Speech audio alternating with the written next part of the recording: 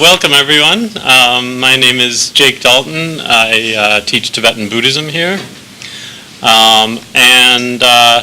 Despite not working on Mongolia, I have been sort of very nominally involved.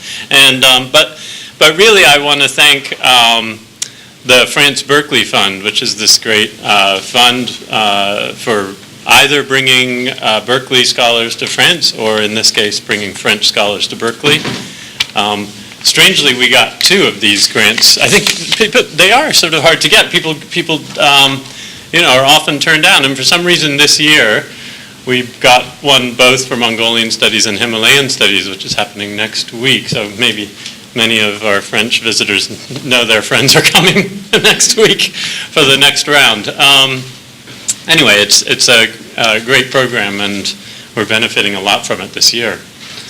I also want to thank the UC Berkeley Mongolian Initiative, which has been going now for 6 or 7 years or something like that, and is sort of one of the driving forces behind trying to build Mongolian studies here at Berkeley and this particular event. Also, the Institute of East Asian Studies and the Townsend Center for Humanities are generously donated toward the event. And then, more personally, I want to thank Isabelle Charlot for also heading the grant, and she really did a lot of the work in terms of deciding, making decisions and inviting people and so on. So, and Marissa, too. And Marissa. Where is she? There. Thank you, Marissa. And then I just want to set aside, in particular, a thanks for Caverly, who, I mean, you may not know, but this Mongolian initiative has been an incredibly active initiative, and really it's entirely due to Caverly's good works and hard work, and she's just incredibly skilled and thoughtful and sort of visionary with this whole thing. So she's technically retired, but she is so interested in the topic and in love with this Mongolia initiative that she volunteered to continue and organize this conference. So thank you, Caverly, not only for this conference, but for everything you've done for the Mongolia initiative. It's really great. Hi, I'm Isabelle Charlot. So since we have 15 participants, we give the priority to the papers, and we won't give an introduction to the project. We already spent 2 days of workshop yesterday and day before yesterday about this project. And I'd like also to thank Caverly, and to say that Caverly was at the initiative of, the initial idea of this project. She suggested us to work on Ovoo, and it's, even if none of us is a real specialist of Ovoo or ovologist, we all encountered Ovoo on our fieldworks or in our libraries. So now let me introduce our speakers, and I'm afraid that this week and again next week will be a lot of French accent, so I'm sorry for that. So our first speaker is Aurore Dumont. She's an anthropologist who's specialist of the Tombuzik people, and now also the Mongol peoples of Inner Mongolia, which works at the border between Inner Mongolia, Kulunbuir, and Russia, on more or less on both sides of the frontier, of the border. Yeah. Okay, and now she is affiliated at the Academy Sinica in Taipei.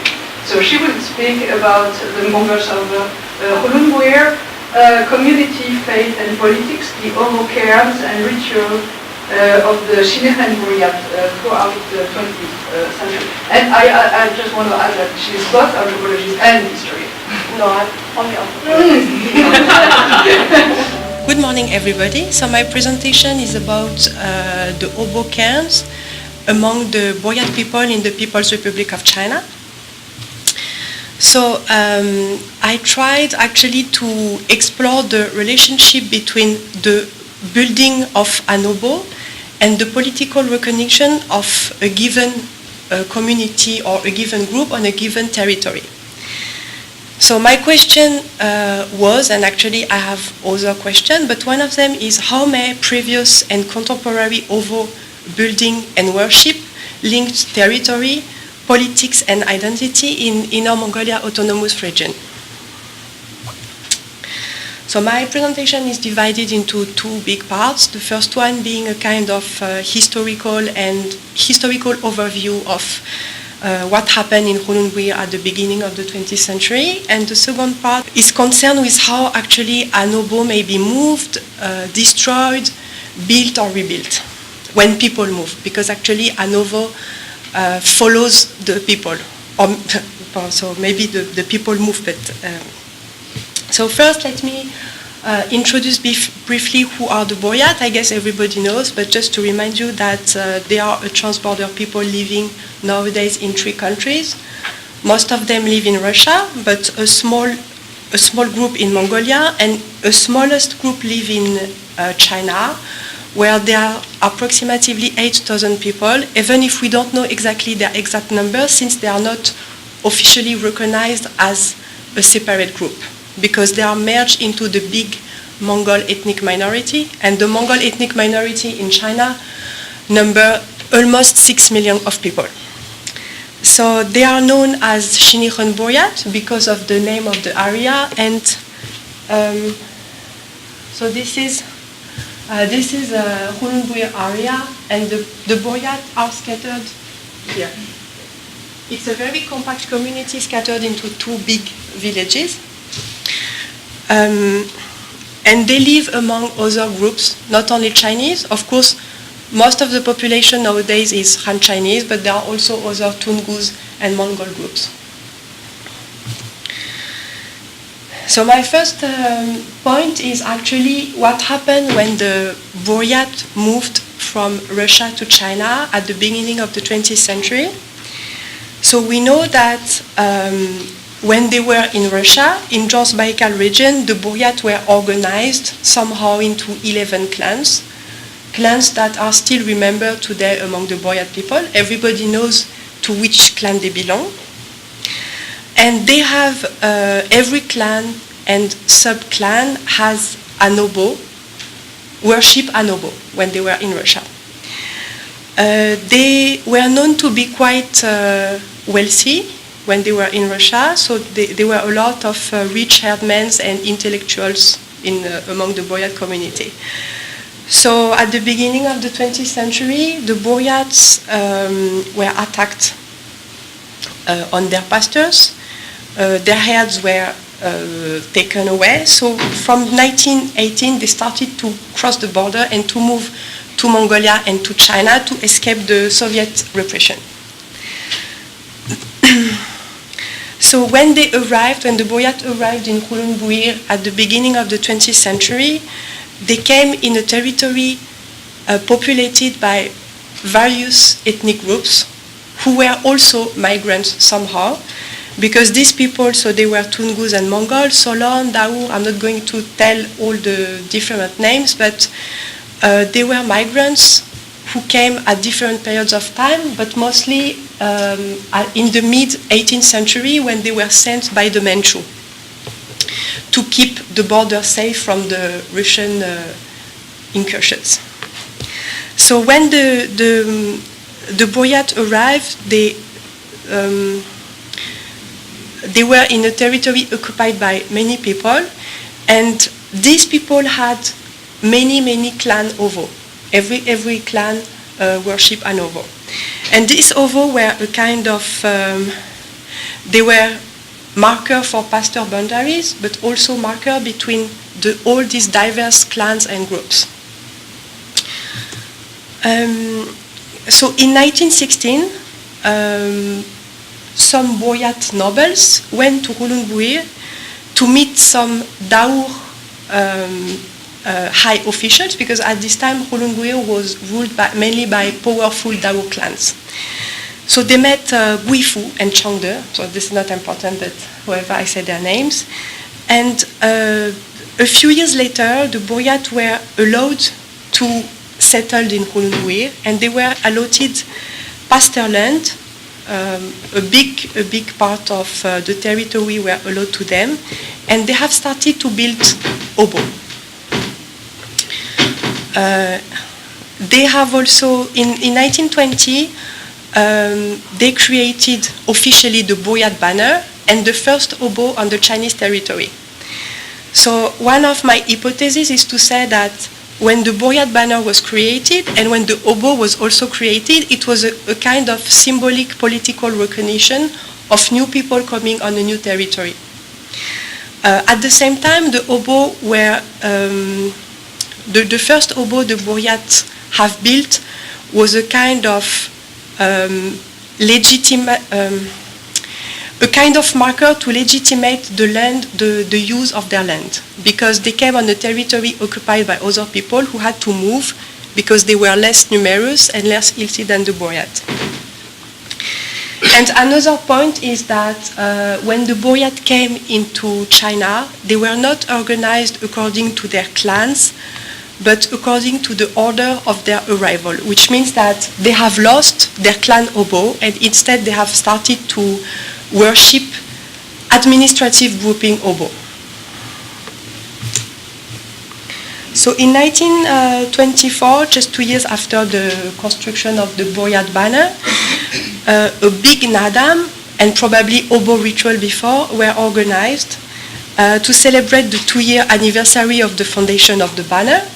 And this is a picture I found in the local museum showing actually Buryat offerings to the Daur high officials. So we can see the way they are dressed. So we can see clearly who is Buryat and who is not.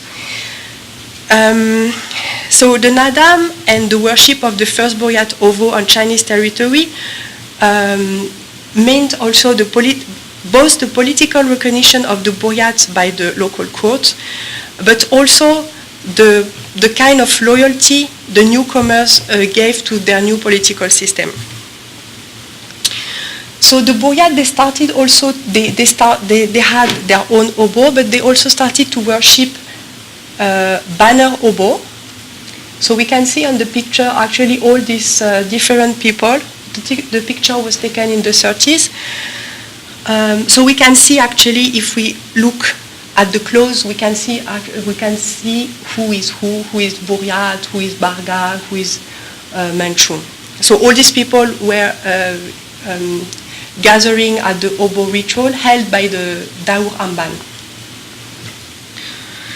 And I guess that the Buryat, when the Buryat started to worship this kind of banner oboe, it was a kind of symbolic integration of their group into the ethnic and political landscape of Hulunbuir area. So then, now I will briefly talk about what happened when people move. When they move, they also do something with their oboe. The oboe is left, is destroyed, and is rebuilt somewhere else. So there are actually different kind of cases. So what I have heard on my fieldwork is that when people move, of course they can't move the whole oboe. It's not possible, it's too big, it doesn't make sense. But always they would always take a small piece of this oboe and take it away to put it back on the new location. So the first oboe Buryat built on the Chinese territory is called Bayan Khan oboe, and today this is still Bayan Khan oboe.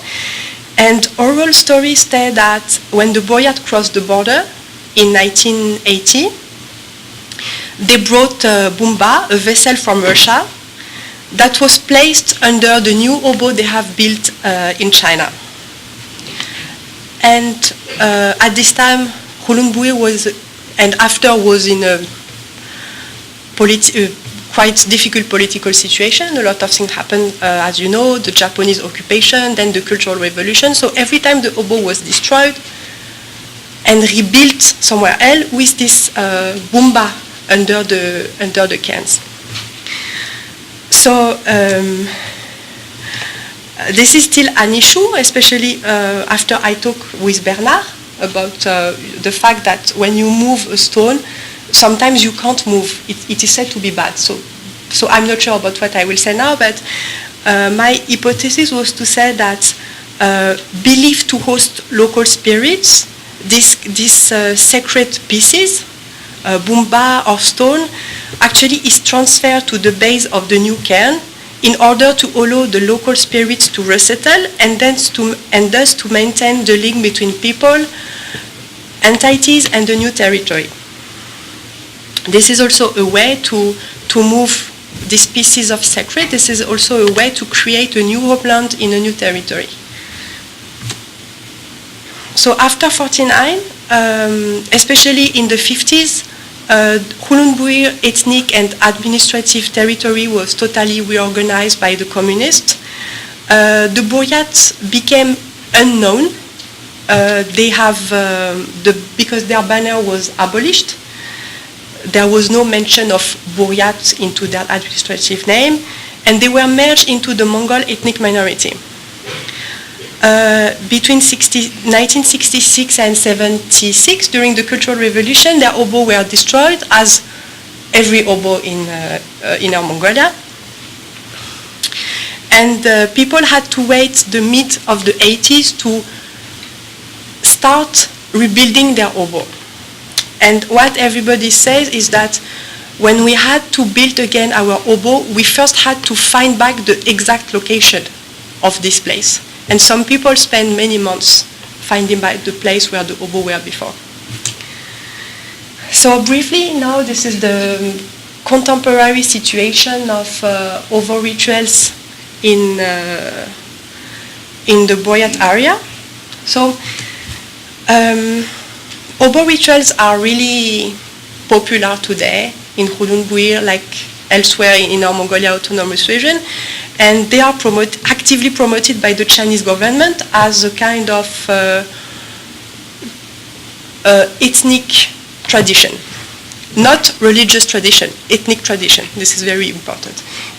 So today the Buryat worship 6 Ovoo. These Ovoo were built time after time according to their waves of migration during the 20th century.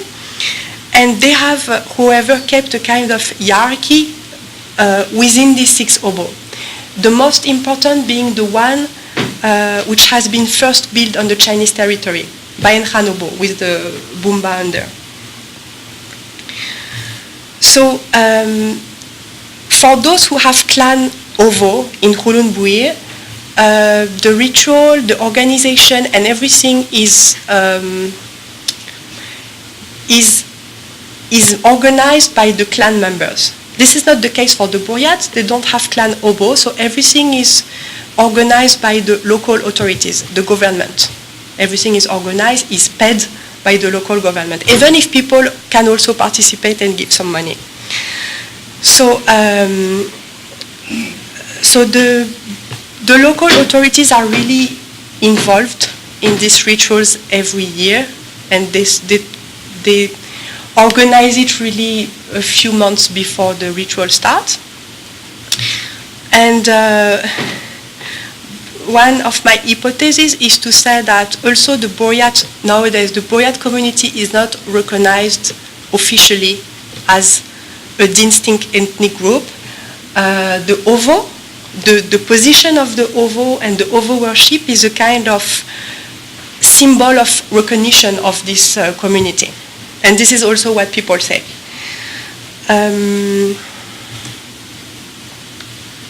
And I also believe that the local government, even if it's again not an official Buryat local government, takes an active part in promoting this kind of Ovoo rituals. So that was my presentation. Thank you. He is a PhD candidate in cultural anthropology in the University of Wisconsin. He is a Muslim ethnomusicologist and musician too, working on intangible heritage questions and the intersections with spirits, with non-human spirits. In Mongolia, you work mostly in Ulaanbaatar and Mungok province, 2010. Yes. I have to admit that when the call went out for this conference, I thought, I don't have any data about Ovoo. But looking through my notes, I found that what I did have were a few stories in which Ovoo act as characters rather than data points. So I'll just relate a couple of them to you, starting with, first and foremost, a legend that I've heard a few times, that in the time before Ovoo, people would encamp near mountains with hard spirits, unknowingly, because they couldn't know the land. The mountains, offended by humans' careless trespass, would bring down calamities upon them. So, people put up Ovoo to identify these mountains and let others know the rules for engaging with them. Now, I bring up this story not to assert any kind of claim to origins. Rarely is that the case with good legends. So much as to highlight the role that the Ovoo take as advocates on behalf of humans, which translate the wills, needs, and behaviors of people and mountains to one another, and thereby mitigate conflicts between the two. Throughout this paper, I'm going to explore sites of conflict, right? Over the practice, the administration of heritage, in which Ovoo play central roles, as their presence and growth creates, prevents, resolves disharmony. I argue that Ovoo are non-human agents that further act as catalysts of other non-human agencies, capable of bringing humans, animals, mountains, spirits into a shared frame in which their worlds are mutually intelligible. So I'll start with a story about a friend. Towards the end of fall 2017, I sit down for an interview with Bayer, a storyteller, spiritualist, ethnographer in his own right, and he has just returned from a summer spent working as a tour guide. Because of his skills with English and experience with Americans, along with an intimate knowledge of Mongolian landscapes and wild animals, he's a sought-after guide, though he's usually called upon to work with Western big game hunters. He has ambivalent feelings about this job. On the one hand, he tells me it's pretty ridiculous that people would come all the way to Mongolia, quote, just to kill an ibex. Still, he feels that if he's there, he can keep the damage the hunters make to the environment and to wild flocks to a minimum. As a guide, he travels around the country to natural sacred spaces and uses the opportunity to tend to them as a form of spiritual work. Often this involves socially risky behavior, as he clears food offerings off of Ovoo, cuts ritual sashes from saplings to allow them freedom to grow. When I ask him if the spirits of the land might be offended by his removal of offerings, he tells me that practicing his religion means he must keep the Ovoo and the ecosystem that it inhabits healthy. He explains that the food draws rodents who live inside the Ovoo and infest it with their nests. The rodents take these offerings as their own, gnawing away at the innards of the Ovoo, while knocking over carefully placed ceramic offerings and dispersing piles of burning juniper incense with their crawling bodies. Now, these rodents have their own relationship with the Ovoo in which they dwell. It protects them, it provides them with food and shelter. However, their patronage of the Ovoo is at odds with buyers. It undermines its structural integrity and bodily purity. Though, he admits that on his most recent trip to Qinghai, these practices got him into a little bit of trouble. He was caught by a local herder removing these offerings and found himself involved in a three-way struggle between himself, local herder, and a colony of mice.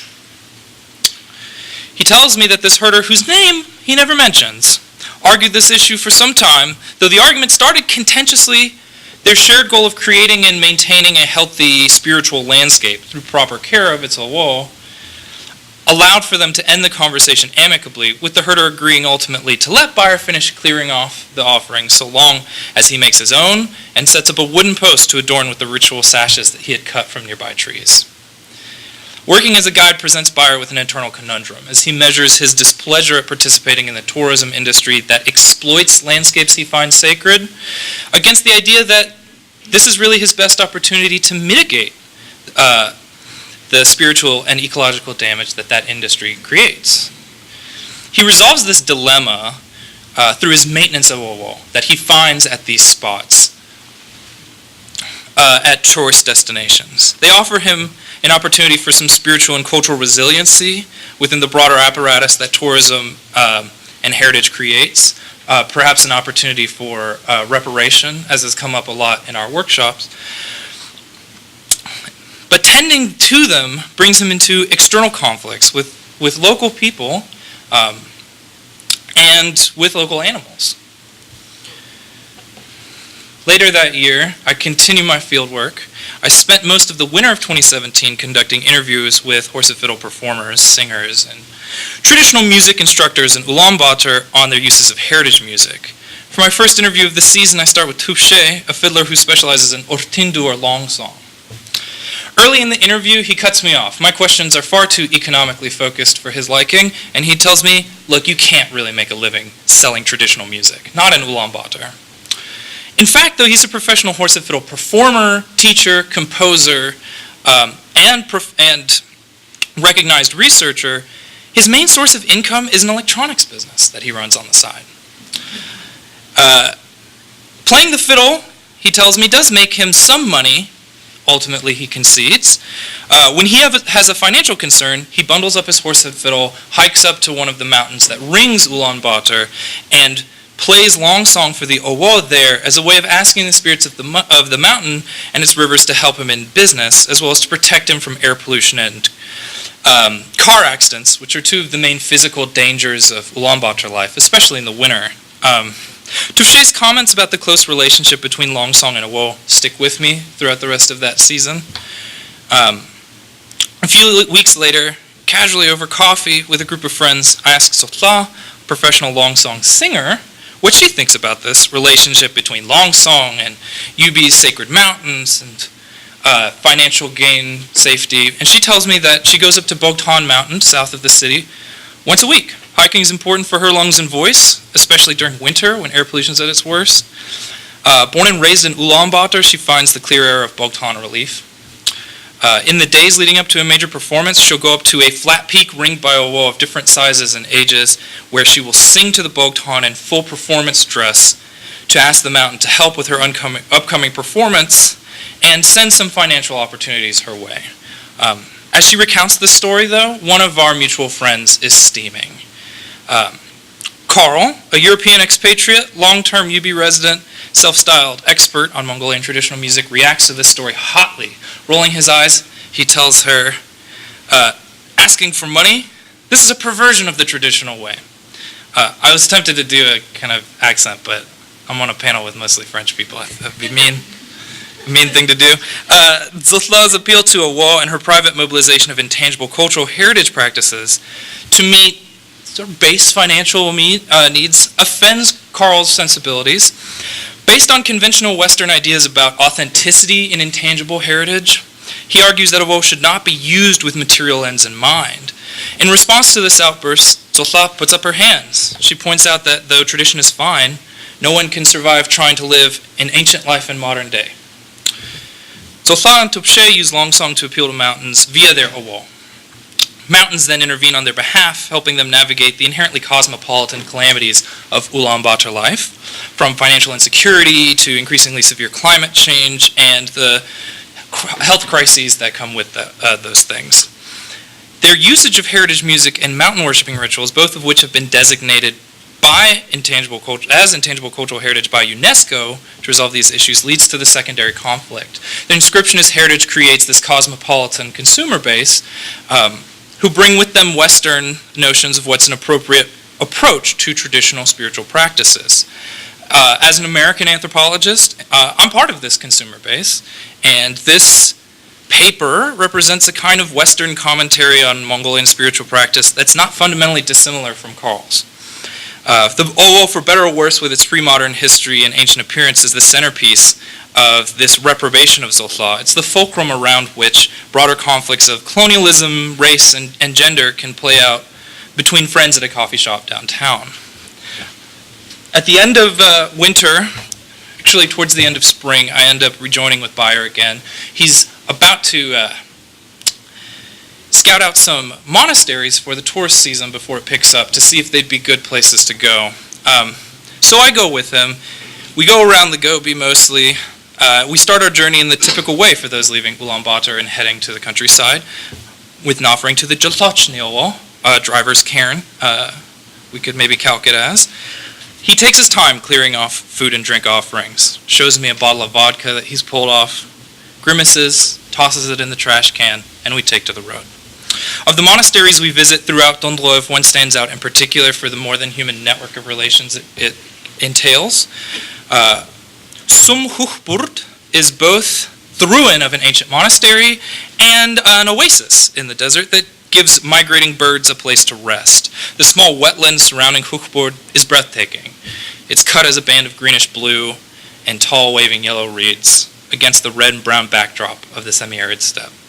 As the length and severity of droughts in the region continue to become worse in response to climate change, places like this are becoming few and far between, places where migrating birds have an opportunity for respite.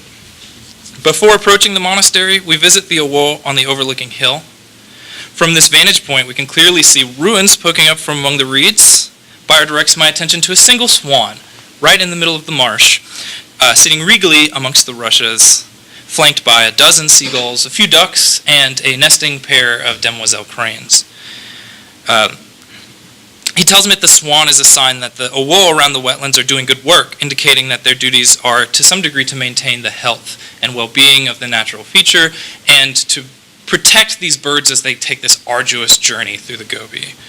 The area around the monastery is fenced off, having been renovated by the Mongolian government in 2016. A stone path winds around the marsh to the ruins where a complex of crumbled rooms faces a stage, purportedly first constructed by the Buddhist luminary Danzan Arabja for performances of his plays. Deep in one collapsed room, an Ovoo has been constructed out of the rubble, and it bears fresh silk sash offerings. The ruins are populated by a handful of small Ovoo like this. Several more dot the ridgeline. Just outside the front gate, there is a large Ovoo in the state-constructed style with wooden supports and an even geometric shape that presumably was built up when the site was rehabilitated as an ecologically protected area. Bayer says that the Ovoo pop up around abandoned monasteries like mushrooms after the rains. Quietly, he adds that some people build them to worship at and assuage the spirits of monks who were killed during Stalinist purges.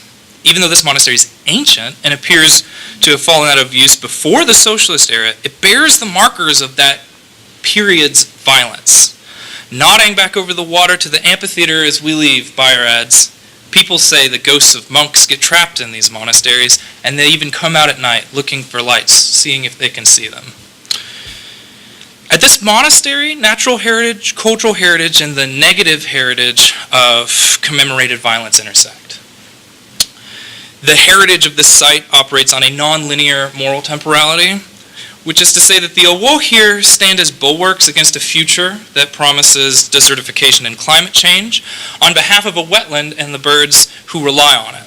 The very same Ovoo work as reminders of the violence of Soviet pseudo-colonialism and Stalinist purges and as offerings to the spirits of the dead at a monastery that likely this period even began.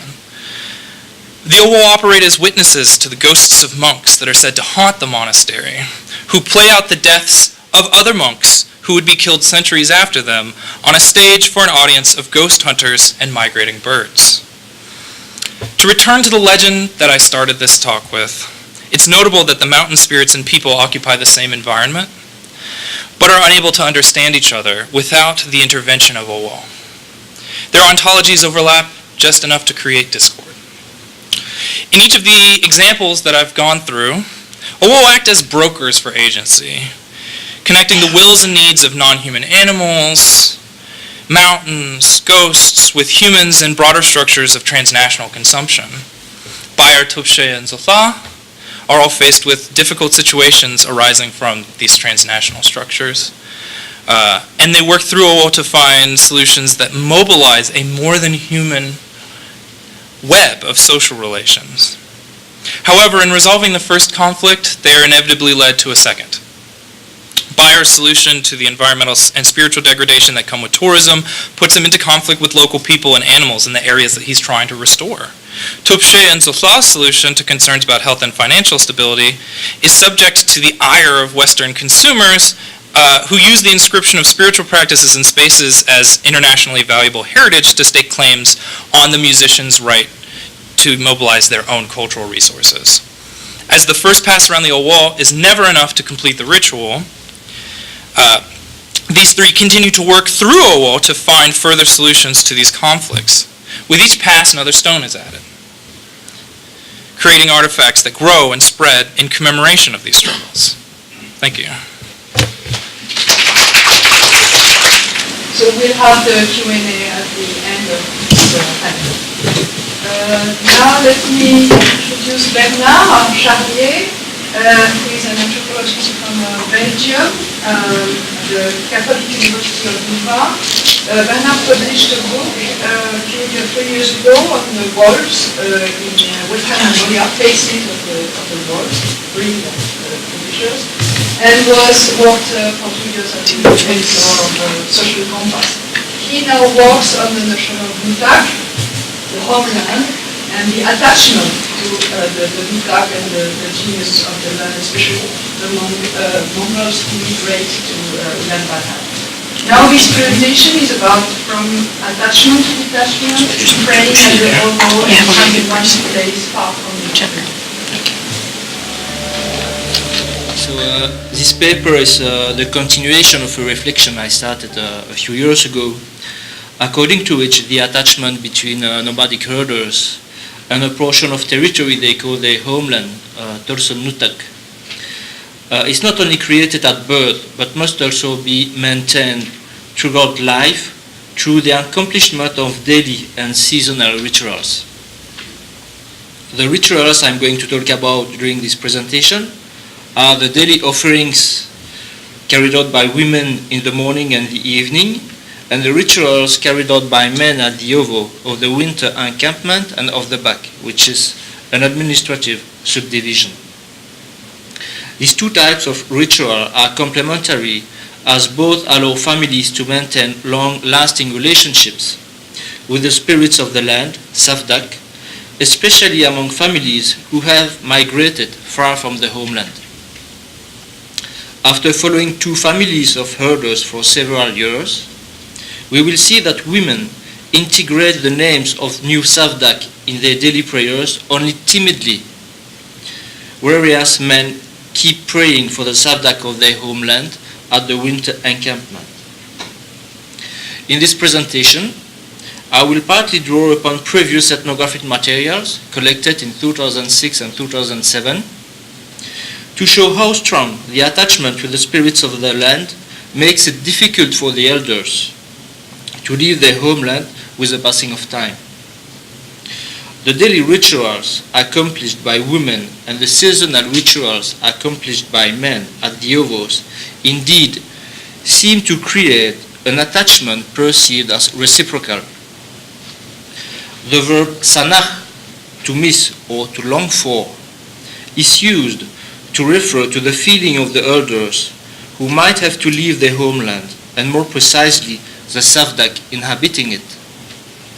This verb also refers to the feeling of the Savdak, which might be left by the elders. If an elder leaves his or her homeland, it is said that the Savdak will miss him or her so much that they might withdraw their protection. The elder might then die quickly. In 2007, when talking to me about their son and son-in-law who wanted to migrate to Ulaanbaatar to work as taxi drivers, Nedmit and Tsetsekbal, a couple of herders living in the province of Ufs in western Mongolia, explained how difficult it was to leave their homeland as they got older. Tsetsekbal, who had a few relatives in the capital city, didn't want to move away. She preferred to stay with her family, her old mother, her brothers, sisters, who lived in Ulangom, the province center. At each encampment, in the morning and in the evening, Tsetsekbal offered the first milk from the cattle to the Savdak. She also recited prayers to different Savdak according to the encampment when she stayed with her family. I quote her here. When we are near the lake Urik, I pray for the Savdak of the lake and the mountain Saranchewod. At the autumn and winter encampments, I pray for a spring nearby named Chivik and a mountain stream named Tsagdol. At the spring encampment, Otlandawa, I pray for a spring named Bethin Butlak. When I don't know the Savdak of the place, I just mention the name of the area.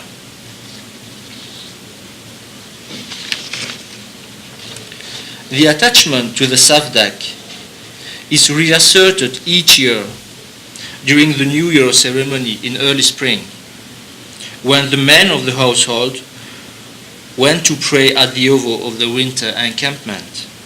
In the morning, Nedmed and his son, Dorjo, went to the small Ovoo made of stones located to the east of the yurt. They made milk, alcohol, and meat offerings. They turned clockwise around the Ovoo and recited some prayers. I am quoting them here. My rich mountain, my heroic red Savdak, my indulgent Saranav, White Father. A new year begins, a fruitful year has passed, the new year has come, the old year has passed. Tsog, tsog, beloved ones. The range of Savdak mentioned in Nedmet's and Dorjo's prayers is quite limited in comparison with the amount of Savdak mentioned by Tsetsekbal during her daily prayers. The only occasion when Nedmet and Dorjo mentioned more Savdak in their prayers was during the ceremony of a small administrative unit named Bak. Each year in June, all the men belonging to a particular Bak go to an Ovoo on a mountain and pray for the local Savdak. Dorjo and Nedmet recited the following prayers. My Boyong Khedkhang, which is the name of a mountain, my Tsaranav, my hero god of the mountain, my mountain Saranchewod and Lake Urik. May you deign to be merciful.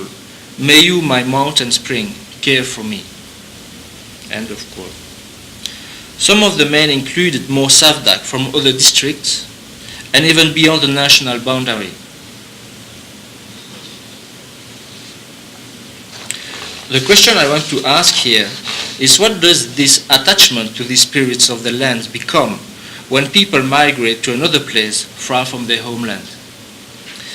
In 2011, when I came back to Oufs for the first time since 2007,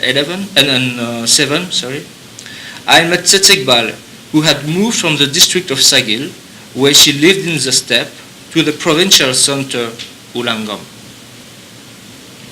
She had actually settled in the administrative center after Nedmet and Dorjo died in terrible circumstances 1 year earlier.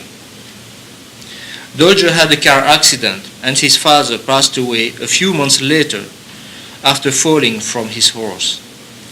In the beginning, Tsetsekbal didn't want to leave the place where her son's and husband's bodies had been laid on the ground in a nearby sunny hill. It took her almost 2 years to decide to settle in Ulangom, where her daughter has a small house. She didn't want to go back to the lake Urik, near the mountain Saranchewod, where she lived before, even to visit relatives, to participate in a wedding ceremony, or to attend the Nadam of Sagil, because there were too many painful memories left over there.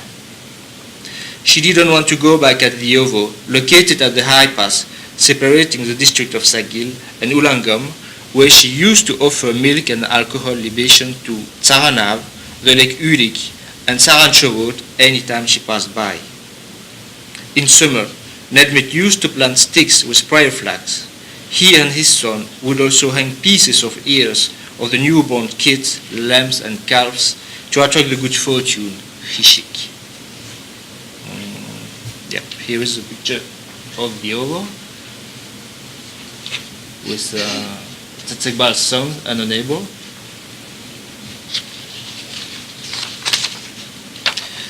After her husband's death, Tsetsekbal didn't want to pray at this Ovoo anymore, but nevertheless, she kept maintaining the relationships with the Savdak of her homeland, and every morning and evening, in the yard of her daughter's house, she recited exactly the same prayers to the Savdak as she recited when she was living in the steppe.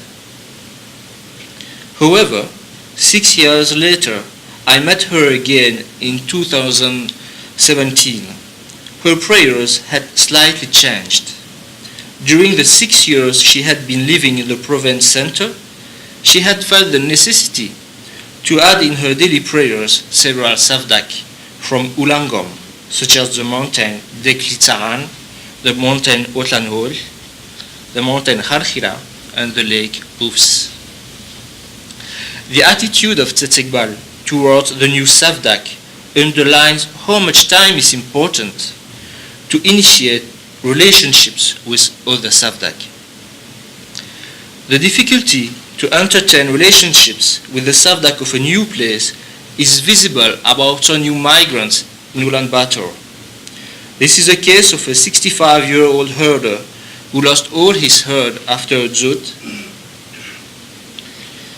He had migrated from the province of Dornot 6 months ago and settled in the York district in the capital city. He didn't want to pray to the Savdak at one of the Ovoos of Ulaanbaatar as he missed Sanach too much, the Savdak of his homeland. If he could, he would go back to his winter encampment and pray to the spirits of the land. He didn't want to pray to the Savdak of the capital because he was not from the place.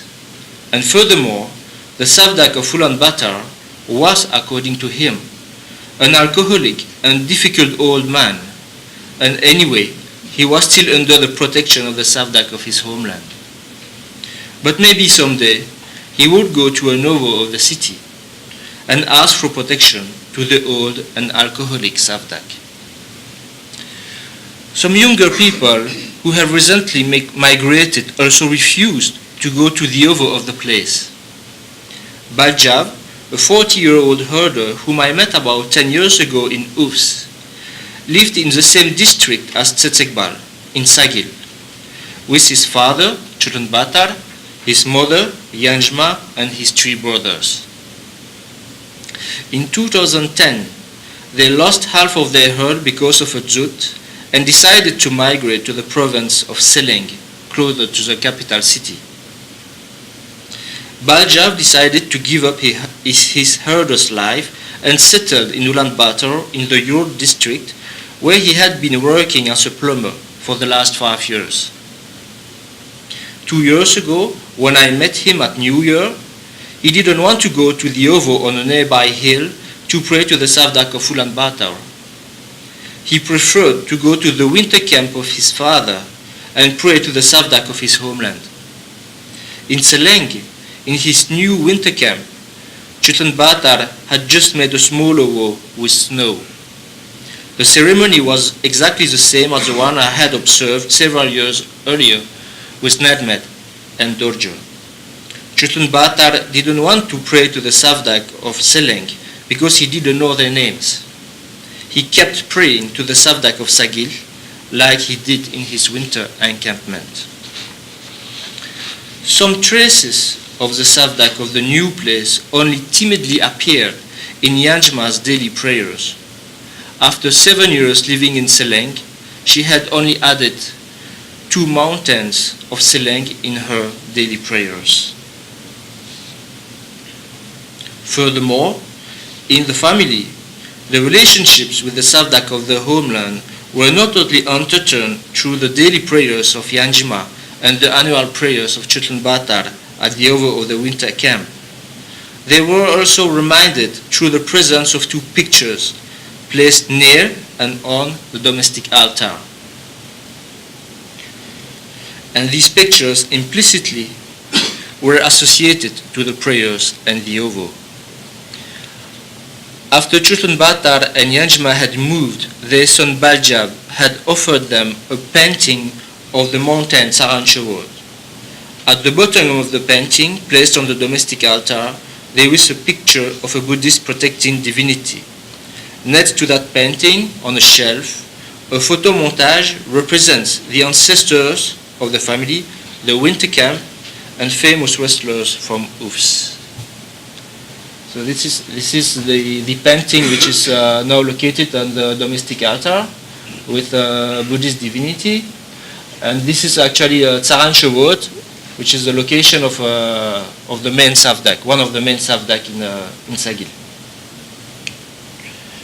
And here you have the photo montage with ancestors, and in the middle you have a picture of the area where they had their winter encampment, and they have added at the bottom several famous wrestlers from the Ouvs province.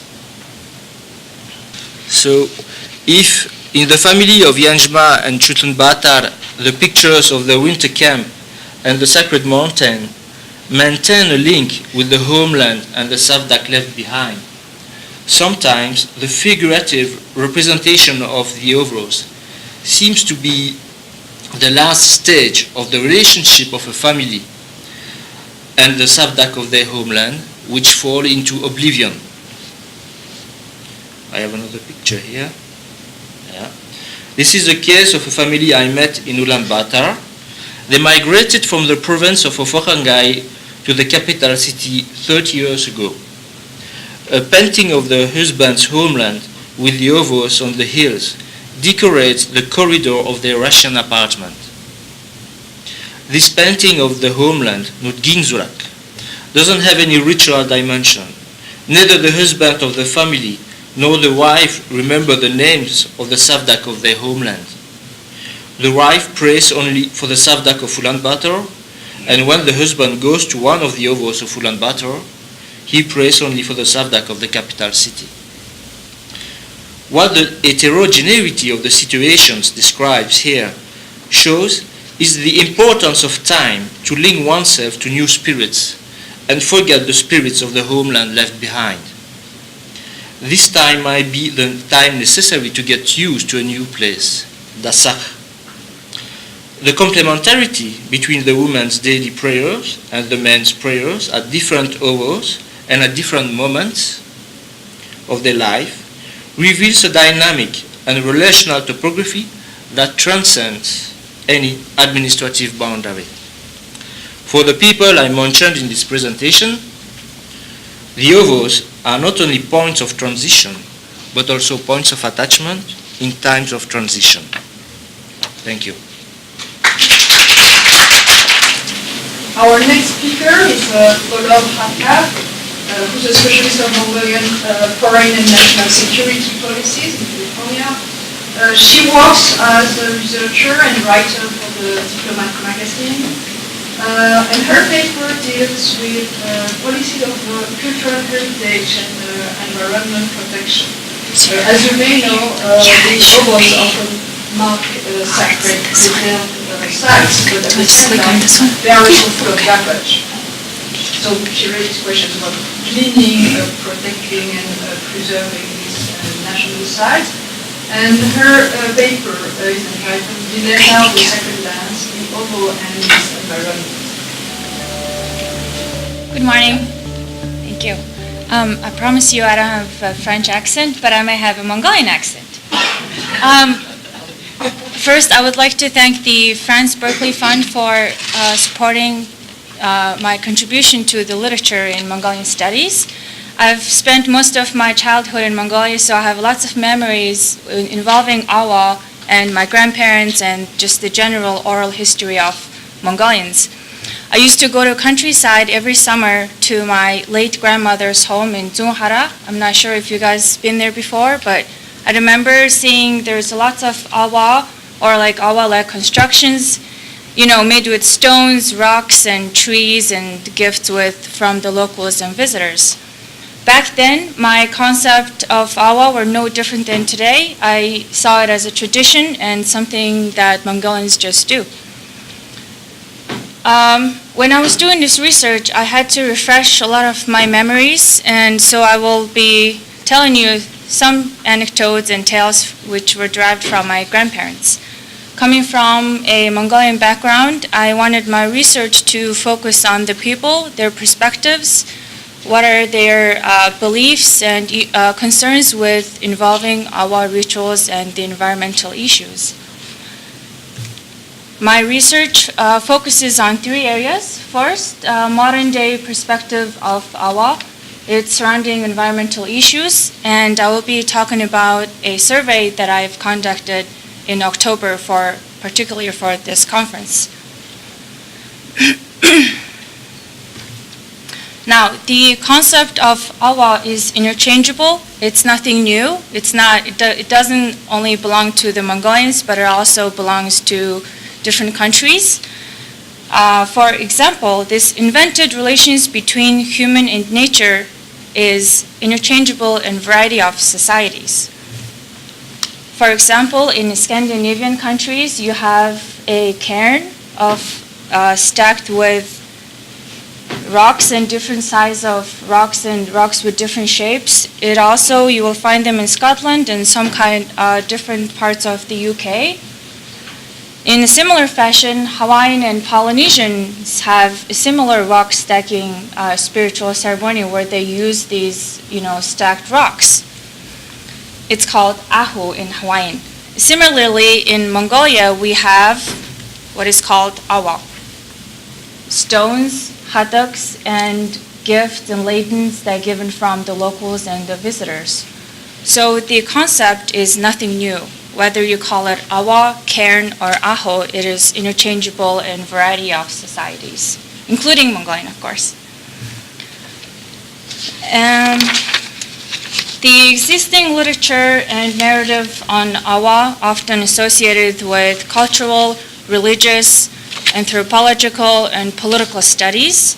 There has been a number of great works done since the 1980s or even before.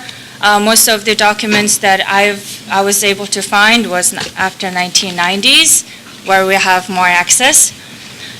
My research will enhance the people's perspective and will shed a light on what do the people think of the Awa rituals. After all, the people are the ones that are utilizing the Awa the most, and they're the one who will be preserving such national heritage sites. The dictionary of the Монгол ёс заншлын дунд тайлбартал, I translated into the dictionary of the Mongolian traditions and traditional activities was published in 1991 in Ulaanbaatar. I was lucky to have 3-4 page from my contact, but he wouldn't give me the book because there's only certain numbers that was published. The book included rare imagery of Awa ceremonies and the instructions and the definition of Awas. According to the dictionary, there are different types of Awa constructions in Mongolia, depending on where you are. If you're in mountainous areas, you have Awas that are most likely with stones and rocks. If you're in sand area, if you're in the southern side of Mongolia, you have sand Awas. And if you're in the northern side where there's more tap and trees, then you'll see Awas with lots of tree branches and trees. Moreover, the study and the literature between Awa and religion often overlaps and has provided a more than one explanation. Historically, Awa is rooted in the Mongolian Bo and Tingarism religion. I was able to find literature that kind of combined Bo and Tingarism into shamanism. Some are calling it folk religion, but in my research I will use it as Bo and Tingarism, not part of shamanism or folk religion. Over time, since the 16th and 17th century, the Awa constructions were influenced by Buddhist elements. Despite the amalgam of religious aspects, the relations between human and nature linked through ceremonies have not changed for the Mongolians historically, and to this day, Mongolians are very spiritual, and they believe in the supernatural power of the Awas, mountains, lakes, and the sky, which in English you refer to Tingarism. And I would like to share a story of the Dargang Mongols in Sukhwatar Amak. Suhuatenamek has a big mountain called Haltsang Mountain, and there's lots of tales from the locals, often associated with how aggressive the mountain is, and if the people or the visitors are not really respectful to the awa, then the nature tends to react in a negative way. So the story goes something like this. The Haltsang mountain ceremony implicated two governors' death and the burning of the administration building. And after this incident has happened, the locals called the investigative monk. And the monk established the cause of the death. You know, when you open the golden vessel, and determined the reason for governor's death as caused by the local gods were very angry. Now, you will hear different interpretations from the locals. The officials were corrupt. The officials didn't do much for the local population. They didn't take care of the environment. So when you combine all these tales, you will see a picture of the government official wasn't really respecting the local gods, the local nature. For the second part of my presentation, I will be discussing the different levels of awa ceremonies, and I separated state level and public level. I wanted to distinct them too because the state is obligated to plan and perform annual ceremonies, whereas public is voluntary. Nobody is forcing them to go to the awa, or when you see an awa, you have to go around 3 time circles and leave a rock. In 2009, 2009, former President ubiquitous passed an executive order called number 32, regulation on state-sponsored awa ceremonies in the sacred mountains, which talks about regulations on how to perform, and the government is responsible to finance and organize, give authority to the local government on how to do the sacred mountain ceremonies.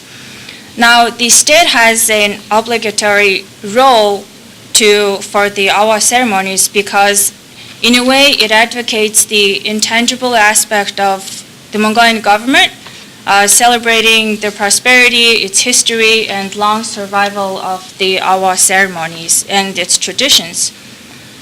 But the public, on the other hand, is voluntary, and it performs voluntary rituals on a daily basis or weekly. If you see them, if you want to go pray, or if you go there with your grandparents or parents, that's very typical or normal in Mongolia.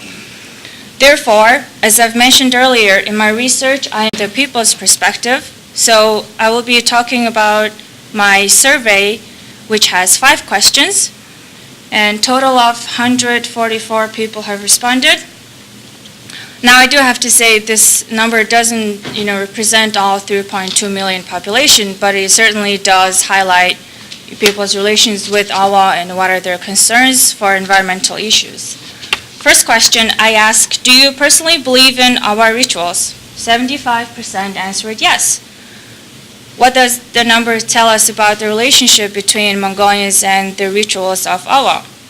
The number highlights the deep spirituality of the Mongolians. Following the first question, I wanted to dig deeper into why they believe in awa. 60% of the respondents chose ancestral traditions, whereas 20% spiritual and believe in animism, which shows the general population that goes to awa rituals or sacred mountains. They believe that the relationship between nature and the Mongolians are very much real. The third question I ask, if you do believe in awa rituals, when you go there, do you pray or make a wish? If so, what? If not, why?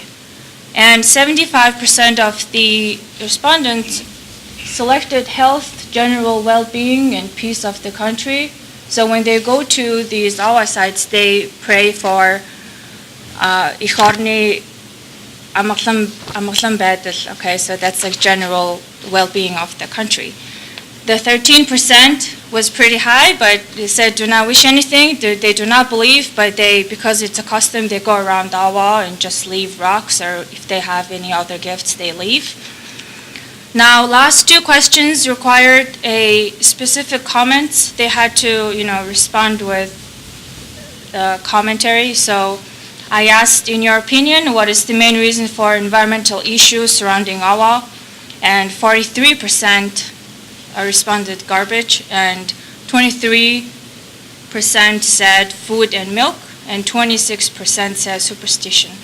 So for my research, I wanted to highlight the environmental side of Awa, because when you visit Awa, you can see there are some clean Awas, but most of them have cluttered with, vodka bottles, food items, crutches, you name it. So, but when people see it, over time, they're viewing it as food and milk and garbage. So I was talking to many of my cohorts about,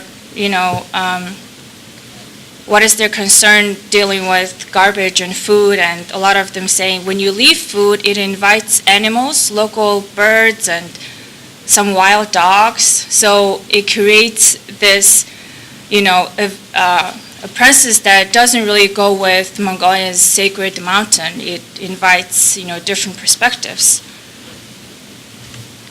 And my last question involves a little bit of whether Mongolians believe or they see, protecting national heritage sites as way of Mongolia's overall development.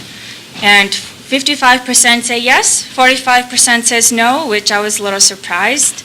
But then going back to my original point, if the Awa sites are not clean and if it's not representable, then the people are more likely to see it as, okay, Awa rituals are not going to help Mongolia to develop versus mining sectors, right? You have people working, the economy is booming, so it creates a very divided perspective.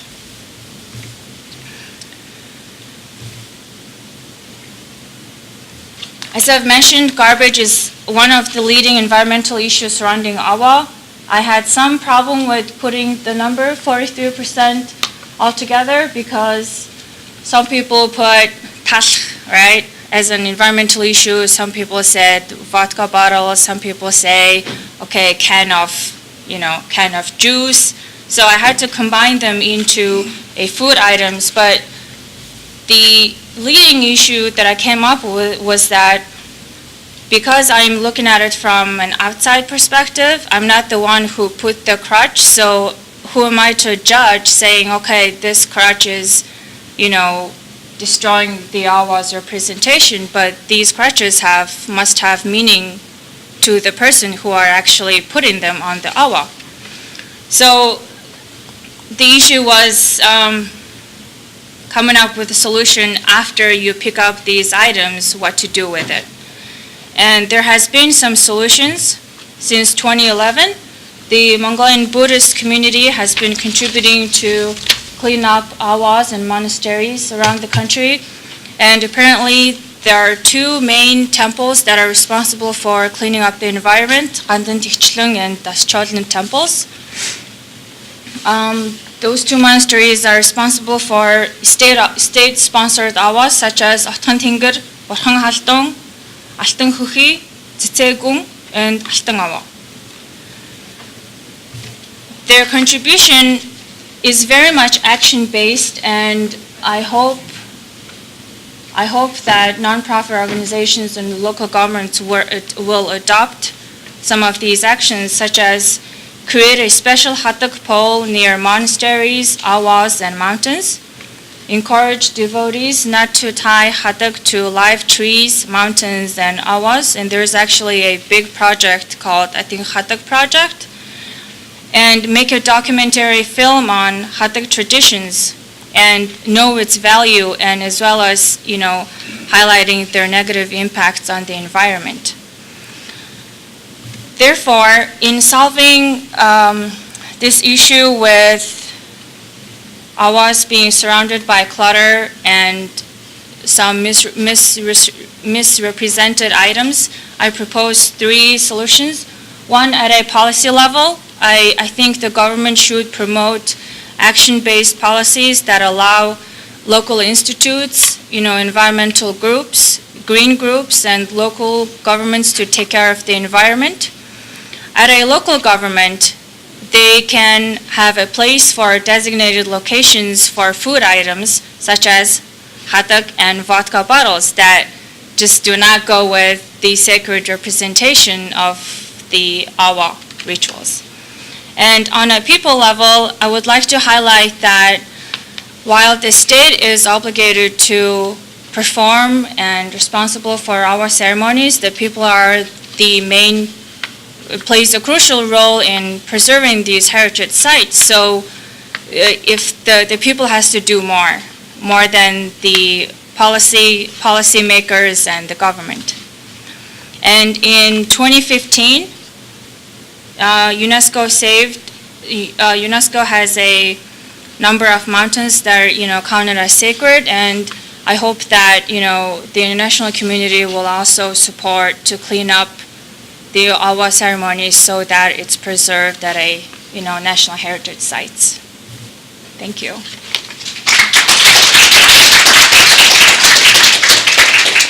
The morning is a sunbath. The first worked in Xinjiang and is now in Bloomington. Oh, yes, The PhD candidate here. Working on slavery, adoption, families. Do this. Among others. Thank you for me. That's a year and a half. Just trying to figure out. Some gives quite a provocative This should be okay if you about can a put small it here. community Sorry. of others, frontier in also Inner Mongolia, near the frontier with China, in the Great Wall. A small community rejects Ovoo and rejects many other Mongolian characteristics, customs, in its period. Everybody who helped organize the conference, Caberlet, Isabel, and Marissa for inviting me. Before I begin, I just wanted to say that the format of the workshop was very, very productive, I thought. We reading each other's papers and commenting first and then having this kind of presentation, at least for me, led to pretty significant revisions and rethinking of some things, which also, some of which happened maybe last night at about 11:30 p.m. And so I apologize if if the presentation is a little bit scattershot at some point. I'll try to stay on track and stay in time. The title of the paper is "They Call Out to Their Dead Devils," which is a taunt that was leveled to people in a Mongolian banner community in the early 20th century by the Erkut, who rejected the rituals of that banner, and I will talk about that a little bit later. So in this presentation, I will introduce the problem through previous scholarship. What is a banner community? What do I mean? And what's at stake? I'll try to spend most of the time talking about the Erkut and the rejection of the rituals that bound the banner together. And then the future just means sort of conclusions and what to do next. So I've tried to situate this problem and of ritual rejection, but also how rituals bound communities together in larger debates about Mongolian and Inter-Asian or steppe social organization, which has been a pretty productive field of scholarship since, I don't know, like the 1890s or something. And I've tried to create a very simplified taxonomy of those. There's the non-continuity models, which we're familiar with, like as the trade and raid, sort of cyclical, dynastic, steppe and sedentary relations, which have become a bit outdated. And scholars are trying to find models that describe continuity in political or social organizations in steppe communities. And these can be, I think, broadly divided into concerns about non-material aspects and material. The non-materially determined models tend towards sort of notions like inter-Asian political tradition, like kinship ideologies or tribalism or nomadic life ways or something like that. Sorry for the extra parenthesis at the end there. Materially determined models which is I think the sort of current state of art in Mongol studies about this question, focus on things like defined borders between banners and other administrative levels, which we'll see in the afternoon panel. I think 2 presentations about mapping, for example, but also the resources which are shared within those banners and how people were transmitted hereditarily to nobles. Appanage community is a useful way to think about this. I'll define it here very quickly so we have sort of common language. Appanage refers to the hereditary assignment of territory and people to a noble person. And then the community were the people who dwelt within that territory and shared rights in resources. So operationally, this meant that people who dwelt in a banner shared pasturage with themselves, but not across banner boundaries, shared surface mineral resources like salt within the banner, but not outside of the banner. So that's the theory. This is an ideal type. It's a model. There's lots and lots of exceptions that prove the rule. But my question is, are there also exceptions that challenge the rule, that make us, or are there enough exceptions to no longer be proving the rule, but actually sort of muddy the waters and even suggest alternative models that overlap, intersect, or challenge the idea that the banner in early modern Mongolia, and possibly also prior to that, was the basic administrative social organization of life in Mongolia.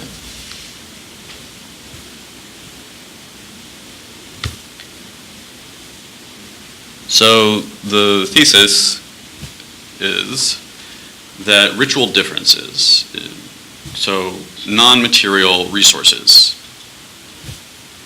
such as fortune, serendipity, sacraments, and so on, the sorts of things that are found at, for example, Ovoo ceremonies and other kinds of ritual ceremonies conducted by the banner, if we consider those as resources to be shared or not shared, these challenge the limits of appanage community models and where the limits of the community begin and end.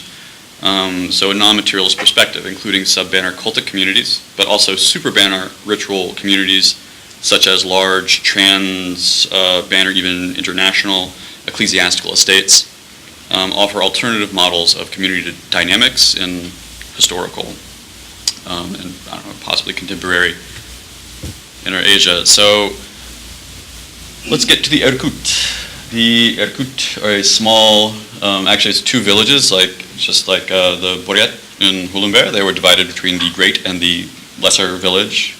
And they dwelt around this area, which is the southern part of Ordos, which is this red part here in Inner Mongolia. So that's the location. Why Ordos? Why start here to talk about appanage communities and a critique of appanage community? The reason is because most of the source materials that were used to theorize administrative divisions and socio-political organization in the Qing period come from Ordos. This is just, there's a confluence of reasons. It has to do specifically with the presence of the Shoit mission in Ordos, which created a very massive archive of Mongolian documents and books, but also produced their own documents and ethnographic reports. And that's what I'm going to be talking about here, is one of those ethnographic reports, which was written by Antoine Mostet, a great scholar. He was also a missionary in Ordos, and he lived in Ordos for about 20 years, very authoritative scholar. In 1934, he published a 17-page report about the Erkut, which he saw the importance of the Erkut being that they are possibly remnants of a Christian community that was brought over from Syria in the medieval period and maybe remain to this day as some kind of crypto-Christians practicing mysterious ancient rites in southern Mongolia. Okay, so I call this Christian survival blinders. In other words, I think that the scholars who have commented on the Erkut have been a little bit too focused on finding the crypto-Christian rituals in Erkut life and have not seen things that are actually more interesting. So here's an example in Mostart's interview with Garma Bansar, who was the only informant that he had from the Erkut village. He would do things like this. So he would draw a cross and say, "What does this mean to you?" And Garma Bansar would say, "It means nothing to me." And then he would show him something with a swastika in the middle of it and say, "Well, what does this mean to you?" And he would say, "Well, this, of course, is a very important symbol." And rather than, I think, doing the Occam's razor sort of interpretation would be like, well, of course, the swastika is an important symbol in Buddhist cosmology, and that would sort of be the end of it. He says, well, somehow the religion of the Erkuts has now started to associate swastikas with the ancient Christian beliefs that they still hold. So this is so to read this document, you have to take away the author's biases towards finding the Christian elements and try to see what was really in there. And one of the most interesting paragraphs in the report defines the Erkut by what they do not do. So they do not raise prayer flags or visit temples or practice divination or go to Ovoos, which they don't erect, and there were apparently none in Erkut territory. Genghis Khan was only a national hero, not to be revered, and they did not consecrate livestock, they did not sacrifice at tombs, and have no fear of the dead. And just focus on these two. There's too much to discuss about why these would all be very important things to do in a banner in the Qing period. But for Ordos in particular, to reject Genghis Khan as to reject Genghis Khan as a deity to be worshipped was very significant, as well as sacrificing at tombs, because the Ordos immigration myth is that in the 17th century the Ordos Mongols came to Ordos to preserve the shrine of Genghis Khan and to assign people who were called the Darkhat, also a small hereditarily defined group in Ordos, to officiate over the rituals, including communal Ovoo rituals, to celebrate Genghis Khan as the progenitor of Mongolians. And so that in Ordos there was a group that explicitly rejected this, quite significant, I think, even though it was a small group. Mourning rituals, aside from, so the Darkhat, as I was saying, they were known as the perpetual mourners of Genghis Khan. The Erkut refused to engage with them or to let them into their houses because they thought that they were tainted by death and the worship of death. Also, when any member of the imperial family, the Qing imperial, the Manchu imperial family, passed away, there were mourning regulations. Bollert said that no one forces people to go to Ovoos. This was not the case, however. About 100 years ago and before that, if the emperor died, you had to go to the Ovoo. And you had to wear the right color of clothing and take off your hat in the right way, let your hair grow, and as a sign of mourning, all of which the Erkut rejected. And instead, at their own mourning rituals, for example, they would wear red, which represented the color of their deity, which I'll say more about in a second. This is where the taunt, that is the title of the paper, they cry out for their dead devils, they serve tea to their dead devils, comes from. This is how the Erkut would mock the Banner Mongols who attended these mourning rituals. The Banner Mongols around them, in turn, had a long list of taunts for the Erkut, one of the more poetic ones being, a man with a clean del, that's the Mongolian robe, a man with a clean del doesn't touch ash, and an honest man doesn't touch an Erkut.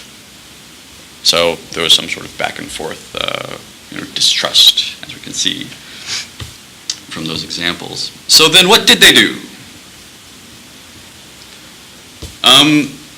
According to Garma Bansar, and he kept saying, in the interview in Mostart's published report, over and over again, Garma says, I don't know anything about the religion. I can't talk about it because I was sworn to secrecy. All Erkut are sworn to secrecy. We can't read the texts, we can't memorize any verses, and we can't look at the idols or the icons. So I can only tell you about some of the things that we do. But it turns out this wasn't really true, and he had seen things. So he said that they worship a deity called Ulan Damjin, who rides a goat, has a hammer in his hand, was a smith, was red, and was wrathful. They sacrificed animals at ceremonies to Ulan Damjin. And this is what's known in the literature as a red offering, Ulan Takal, which is a little bit controversial in Buddhist ceremonies. And the professor here at Berkeley, Jake Dalton, wrote a book about it, The Taming of the Demons, which addresses the subject of blood offerings in Buddhist rites. However, according to Garma Bansa, this is exactly what they did in Erkut world. I'll skip the rest of these for now. A fellow panelist asked me to describe the Dalwak ritual of the Erkut, which Garma describes. It's quite a long passage, so I summarized it into these points. Those 3 times a year they would gather outside behind the temple in which Ulan Damjin resided. The clergy, which was a hereditary clergy who wore normal clothes, no special garb, would sacrifice goats which were offered by the community and remove their hearts, separated into trays which were then offered to the icon, which was concealed behind red silk. This was done in a bloodless way, well, as bloodless as possible, by making a hole in the chest and removing the heart, which is a common way of slaughtering animals in Mongolia. But Garma said this was different because they did it that way out of respect for Ulan Damjin, because red was both a taboo and the holy color for the Erkut. The meat was divided and consumed later by the members of the community. There were ablutions, which of course Moster interprets as being holy water and more evidence of this crypto-Christian survival. And the only bit of the prayer that Garma could remember was that as they consumed the meat, they would say and say a protective prayer, which said, with teeth giant white, with 3 eyes, of Venus, the guardian Damjin, save us and free us from hell for 500 years. And that was it. So, thanks to Isabelle Charlot and Sangsama, who listened to this, or who read my paper and immediately said, oh, well, of course, Ulan Damjin is Dorje Legpa, which is beyond my powers to be able to identify things that quickly. But Isabel shared an article that she published about the 5 protective deities of Ikhsu, or Ordos, which which included this iconic image of a deity riding a goat holding a Vajra hammer, and from an online resource, HimalayanArt.org, I also found this image of a smith riding a twisted horned goat. And so I think we can probably summarize that and say that the Erkut were not a crypto-Christian Syriac Orthodox survival or remnant. Probably they were a cultic community that worshipped a recognized deity, a recognized tantric deity, and they may or may not have been performing red offering sacrifices, which would have been probably offensive to the rest of the Buddhist community, which would explain a lot of the marginalization and alienation that seems so apparent from the ethnography. There's a lot more details having to do with their marriage patterns. They're extremely exogamous, which is unusual in Mongolian world, despite what some old ethnographies would say. But for brevity, I will leave it there. Repeat the thesis here. So a community based on ritual differences, seen here through the rejection of those rituals within a banner suggests that the lineage of the app image community model is not at the banner level necessarily, because these are sub-banner communities. I think that there's possibilities for comparison or connectivity across the early modern Mongolian world.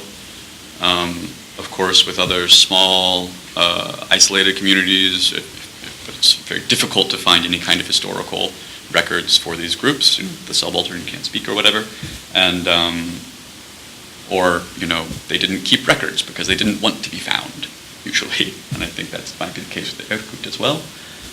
So rather than trying to find all of these ritual isolate communities, I think it might actually be better to theorize from the small community to the larger supra-ritual communities, such as the ecclesiastical estates of Outer Mongolia, the Yikshev, the disciples of the Jepsen Damtuktu, for example, who had trans-banner rights in resources and in ritual. But that is obviously for a much larger future project that I hope I can work on one day. And I think that is all I have to say about it today. Yes, thank you. So now we have about 45 minutes for discussion on lunch. Since we just spent 2 days of workshop discussing with each other, I think we should now open the floor to the discussion.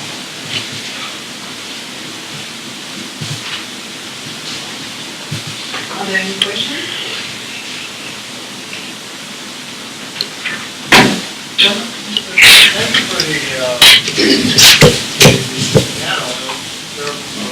Oh, can you have a microphone?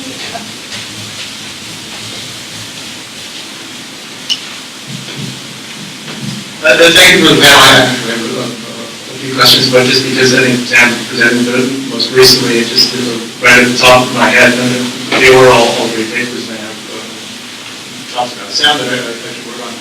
But Sam, I think in one of your earlier slides, you categorized nomadic lifeways as a non-material practice, and that didn't make a lot of sense to me personally, because when I think of nomad, it's like animal husbandry. I was wondering if you could kind of explain how it's non-material.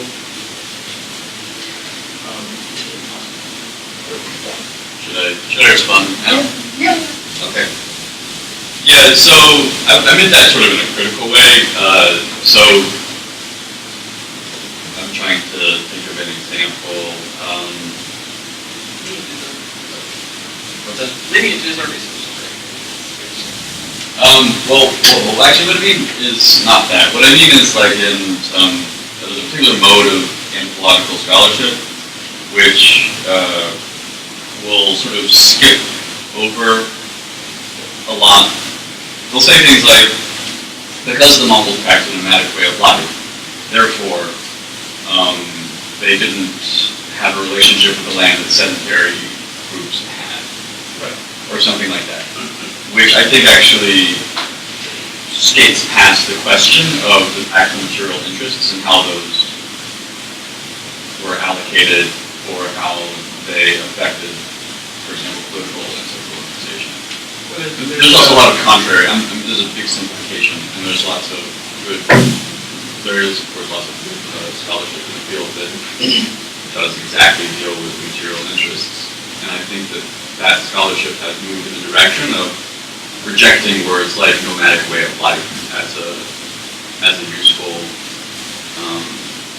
analytic category. So it's useful as a non-material category? What's that? Is it useful as a non-material category? No. No, I think it's just nomadic is not useful as a category in scholarship.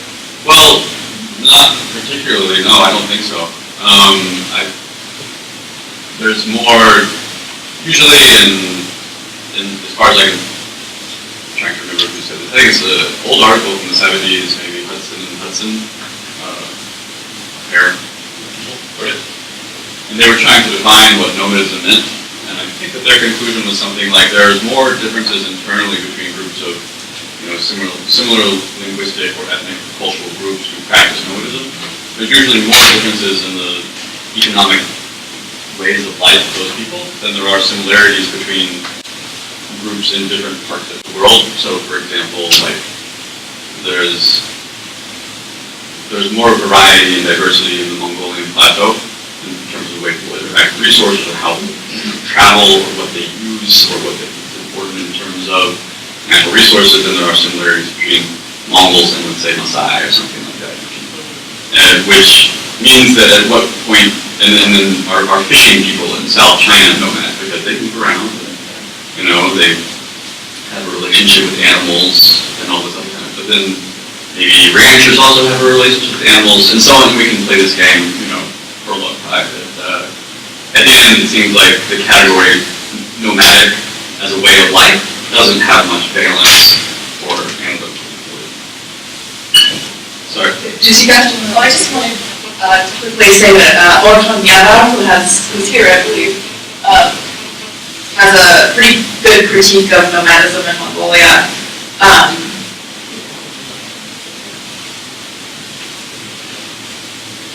Thank you for the question. I think that nowadays many specialists of pastoral nomadism in Mongolia don't really like the term of nomadism and use pastoralism first. But yeah, itinerant pastoralism and nomadism are. But it's difficult to avoid than of move from pasture to pasture. We had discussions that that's I've seen mobile herding. Since Caroline not present, that is the end of pastoralism. The end of nomadism, of course, was about that. A short question for Stan, since we are on your paper. Don't you think that you could find present-day people in all those that claim to be descended of way back in pushing the cut of circumcision, digitization of time, and these questions about heritage, descendants, etc. Don't you think that maybe you tell me that you're not an anthropologist, but don't you think that an anthropologist could find some descendants of these guys? At least people who claim to be descendants of them. Yes. Yes. I've talked to a colleague of mine at Inner Mongolia University, and she told me that there's a professor who is surnamed Ovoo, and I tried to get in touch, but it hasn't happened yet. And I actually wanted to go do some field work about this in last year, but for various reasons, my visa to China is not forthcoming. But I think it is still a surname that's used in Ordos, and as you know, book publications in Inner Mongolia can be done locally in very small runs, distributed locally only, and not easy to find. I've tried to find Chinese language and Mongolian language sources, contemporary scholarship on the subject, but not much. But yes, if anybody knows where I could, if anybody knows someone who is Beku or has connections with someone. Because there's such a revival of local history, of small local histories, that would be something that emerge. I would imagine there's like a genealogical report or something like that out there. People tracing back the ancestry, but I haven't found it. That's a great question.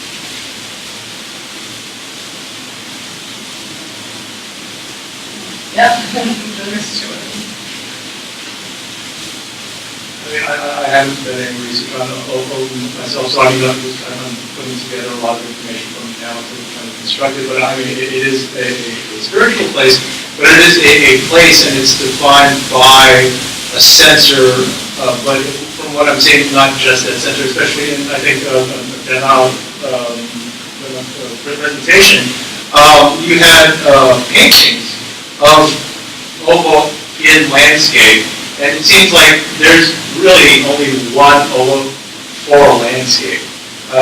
What I'm saying is that you can't have two Ovoo inside of each other. So that there's a certain formulation of space defined by it, and then when people are chanting to it, there aren't, say, competing voices or anything like that. I was just kind of wondering about the sense of space created by the old, if that makes sense to anybody. I mean, are spirits, do spirits kind of territorialize like the entire viewpoint of the space, or like the entire soundscape of the space? And then that would, say, create one type of territory versus another type of territory defined by another local. I think it's extremely difficult to rationalize, but then they have to can demonstrate for me. And keep it Let's see. So I'm afraid I'm not able to rationalize further. Yes, it's true that the novel is associated with a certain space, but we find different novels for different purposes, which are most neighborhood, and sometimes they involve different spatial scales, different type of rituals, different types of relationships with the roots of the land, but we have other speakers here that have different type of auras which are near to each other. I'm thinking about Marisa's paper, for instance, where we find auras associated with the mind, minors, and some others with rather ethnic groups. And there is no clear answer. It has to be contextual. If I say something in Ovoo, because there were a lot of shamans before, and we also find in this place what we call her corpse should be put on the ground, and a small Ovoo, arbitrarily very small, should be built on a higher place. So you have the body here and then the Ovoo there. So this is again something different. So there are so many types of Ovoo. So I think it's really difficult to make a very precise framework of what it is and how it works. And if I may have a question for Bernard, you show us the painting, and on this painting you have two Ovoo facing each other, separated by a river. Do you know why these Ovoo are facing each other? Or what does it mean? Or do you have any information? No, unfortunately I have no idea, because the reason why I show these paintings is precisely because the owners have no more idea about the spirits inhabiting this land. It's just a representation, pure representation, and they lost track of the subject of these photos. So I'm afraid I cannot answer.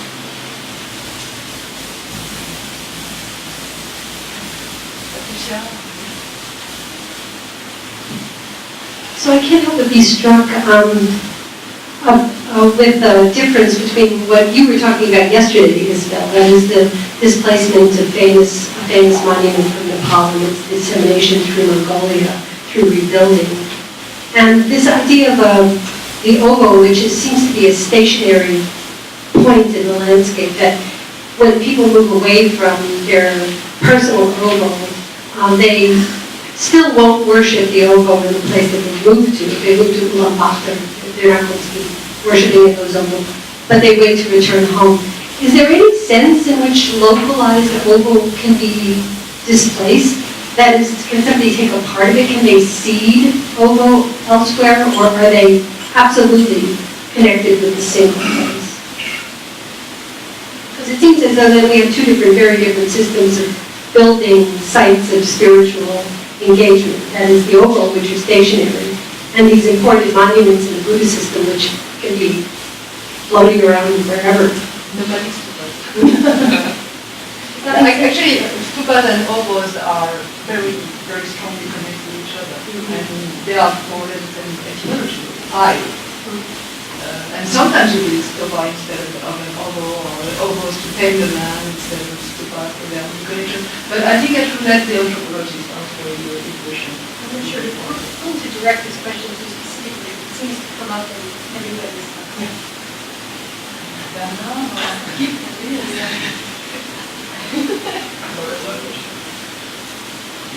Yes, again, for me it's very difficult to answer your question because it appears that there is no one single way of displacing an Ovoo. We have been discussing that in these 2 days. For example, in my case, somebody wouldn't take a stone from the home and to displace it. But for instance, in Orange paper, it's clear that you can take something from an initial place, original place, and displace it and start from there. Yes. But yeah, I think I'd like to add on to that. I think if there's such a heterogeneity of how people interact with Ovoo across the Mongolian world, that if there's one thing that, or if I was going to identify something that is shared, is that Ovoo have some kind of part of a social relationship. Either you have a social type relationship with the Ovoo, or it's a part of a social relationship you have with the mountain or landscape or spirit. And I think that the fact of social relationships is that they're very contingent on the relationship, right? You and the thing you're relating to. So you have, in many cases, very strongly forbidden, extremely spiritually dangerous practice to take a stone from one area and move it elsewhere. Which can give you a kind of a curse that can only be taken off by bringing the stone back and asking for forgiveness, because the stones want to be together, right? And there's this system going on. But there's also a very popular legend of Ovoo that people take stones from that people leaving their homeland would take a stone from the Ovoo, so that if they died far from home, they would land on their homeland and their spirit would find their way back, which is totally 100% at odds with the other kind of restriction. And I think that there isn't a hard and fast answer, because in both of those cases, what is an important but maybe understated fact is that the reason why it's bad to take the rock away from, say, is that the marsh wants it, right? And that you're taking it from the marsh sort of without its consent. And in the other case, maybe you're taking the stone with a kind of consent from the place that you're taking it from, and that these Ovoo as a signifier both of the ritual pile, but also sometimes of the mountain itself, or the thing that the mountain represents, I think is the big consideration that you have to know that. If I can add something, I think there's a really heterogeneity of practices about this story of taking stones. And, we spoke yesterday about people keeping stones from their distant homeland in their fridge. And I'd also add that it's a very common practice in every kind of pilgrimage is to take some stone from the sacred place to bring it back home, or even carry it in a ready for it. And I wanted also to say that very curiously, the Mongol architects, specialists of architecture, do not consider Ovoo as being architecture. All the books, classical and modern books on Mongolian architecture, they start with the tombs and the stupas and the temples, monastery, modern architecture, etc. And again, of course, the yurts, but they don't speak about Ovoo. So very curiously, there's a very strong connection between stupas and Ovoos, but the modern Mongols don't consider them to be architecture. And I'd like to add to ask a question to Aurore about this question of. You know that the lamas appropriated the Ovoo ritual, or created an Ovoo ritual, especially again in the 18th century, and created this, not only the ritual of erecting Ovoos, and there's a ceremony of consecration of the new Ovoo, which looks like consecration of stupas. And in this consecration are used in some cases weapons, but also a bumba, that is base, which is filled of different materials, like in the construction of a temple, of the nursery, of the stupa, you put some seed and grain, etc. in the base. So in the bumba you mentioned, which is used to transfer an ovo to a new place, what's inside? Are they speaking about consecration of a new ovo? And in that case, is there a kind of ritual of deconsecration of the old ovo? This, of course, from a Buddhist perspective. We don't speak about that. Thank you for your questions. I don't know at all how to reply because I did not think about this issue. And people's memories are getting, less and less clear, so I really don't know. But thank you for the idea of deconsecration of the... Yeah, when you abandon a sacred architecture or a statue, there's a ritual of deconsecration.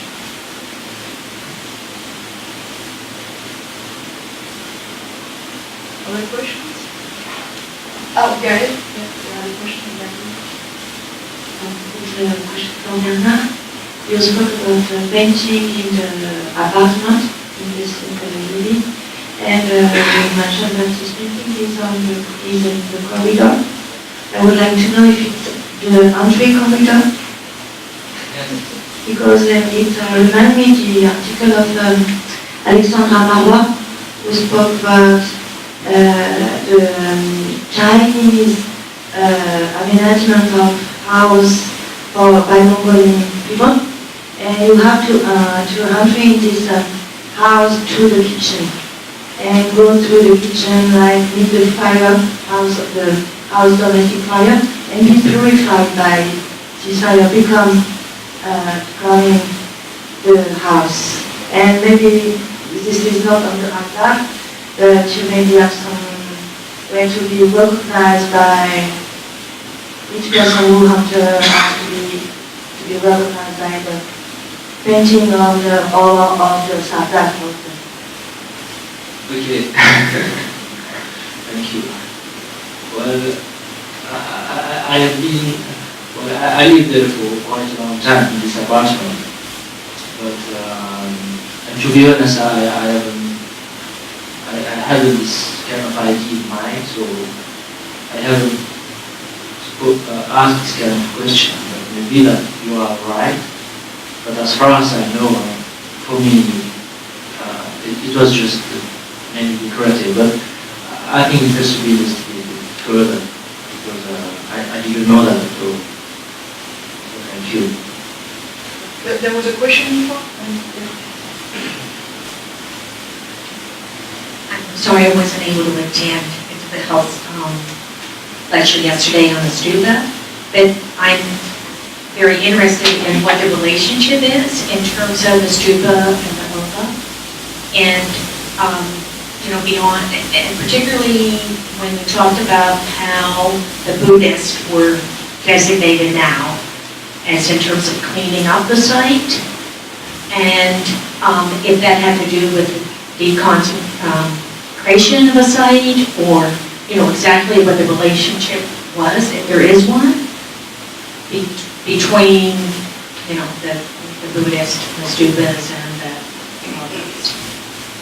and also the other thing is that when I saw the picture that showed the crutches on the elephants, it just reminded me so much of the Catholic sites, especially throughout the Mediterranean, and in Ephesus and Turkey, the House of Mary. There's just tons of crutches and various things that people leave in terms of thanking Christian gods for doing that. And so I'm wondering again in terms of that relationship with the Buddhist thought of that. And you mean ex-votos in Japan, crushes. Ex-votos. So yes, ex-votos, yes. It's even worse. Yes, and actual ones, not just Mexico, in symbols. Brazil, you have images, they are all bicycles. Oh, yeah. Yes. Yeah, so In the Gapit world. the relationship between Ovoo and stupas is a very complex question, and we had two papers about the introduction of creation of Ovoos in Mongolia, because we don't have any proof that of the existence of these Ovoos visible ritual in Mongolia before the 17th century. So this is quite a recent phenomenon. Of course, the worship of the genius of the land that is extremely old, and we have traced it in the secret history of the Mongols. But the fact of building this altar to gather the territorial deities for 1 month, for the moment of the ritual, may be an importation from Tibet. And Tibetan monks such as Genghegen, we have an earlier text 100 years before Genghegen states in the 18th century. Is completely Buddhist ritual of building an Ovoo and worshiping the territorial deities of Ovoo. And when you read Gengheghen's text on Ovoos, it really reminds you of the construction of a stupa with a central axis and stories of proportion and construction of 13 Ovoos on the model of the Sumeru and on the 4 continents, etc. So the collection are quite strong, and sometimes Ovoos are built for the same reasons as stupa, that is to pacify the people of the land. But then, of course, Ovoos were reappropriated by the Mongol heralds, the Mongol populations, with sometimes different types of rituals. And very surprisingly, in the modern days, people sometimes build architecture which are something between Ovoo and stupas in Mongolia, and some, especially in some sacred mountains. We had some photos yesterday. That's, yeah, the frontier is becoming maybe some reaction.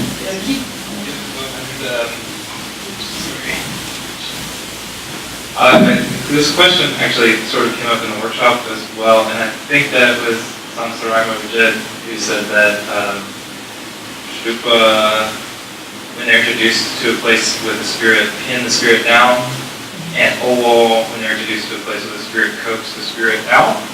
So it's a kind of difference in relationship. I don't want to, maybe I'm putting words in your mouth, but that was what I came away with the workshop, kind of with the understanding that there's one relationship that's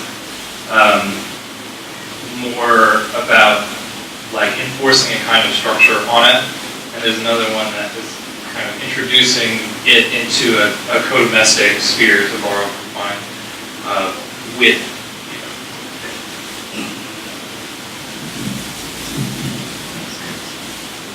Yeah. But you also make combinations of Ovoos and stupas in the same way, more or less. Can you speak in the microphone?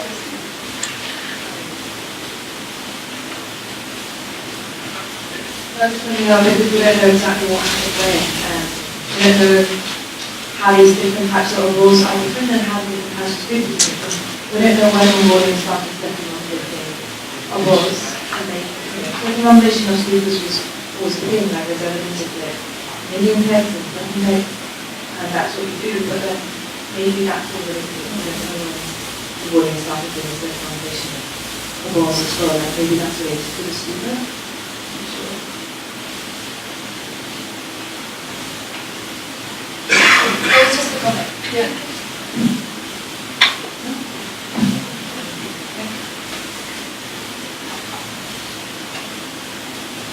Other questions? A question for Bernard.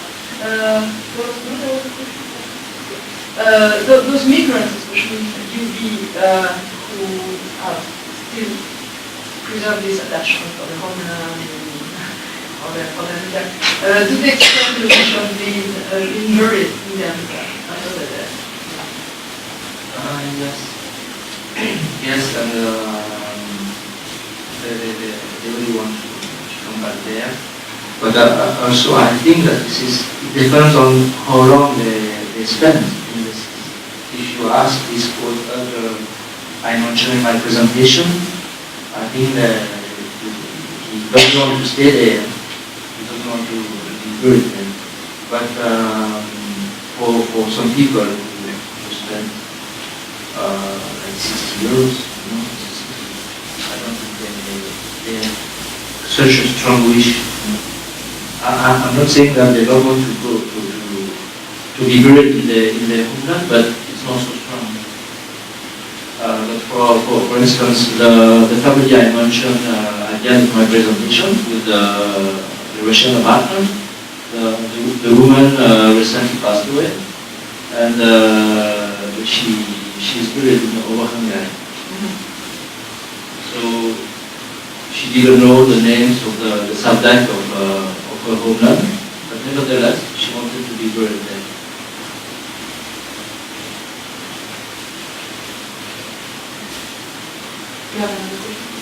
Well, I was just wondering, this is actually to Lola, and you mentioned that the Buddhists were designated, I assume by the government, that they were the ones that were to, or did they volunteer to be the ones that cleaned up the area? What is the connection and why? So as of today, there's two temples I mentioned, right? Buddhism and Buddhism. They're the ones who's responsible for performing and responsible for the state-promoted ceremonies. So after the ceremony has taken place, they're the one who's responsible for cleaning up. So from this point, they're looking at other laws around the country and realizing that it's turning into a clutter, and such as religious items such as kadogs are being misrepresented. Some of them are like ripped apart, some of them are burnt, some of them have spoiled food on it. So I think they felt the need to clean up, to extend their service to the additional laws around the country. Yes, and since 2011, they've been very active, and they have a couple of projects going on. One of them is Hadar project, only focused on how to take care of Hadar and what not to do, how to take care of it. Is there one specific annual state ceremony? At a particular Ovoo? Yes, so there's 8 sacred mountains that they have, that Mongolians have state ceremonies each year annually. But president. So Supposed to. But yeah, president. Maybe Yeah. he decides. Yeah, but the law says you have to do the annual ceremony, and then the Buddhist community together. And it's not on an annual basis, it turns every 3 years or every... Yeah, like Marissa said, it depends on the president. And it's extremely costly. Yes. Do you have an idea of the price of such ceremonies? I have no idea. But I know it's very expensive. When you see some videos on YouTube, you see thousands of people gathered at the mountains around the presidents. And they're like floating on helicopters and things, right? Yeah.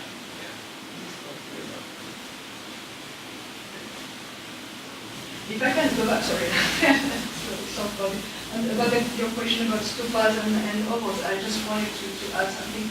In the 18th century, the Buddhist missionaries who went to Buryatia decided to put ovoos on the sacred places of shamans.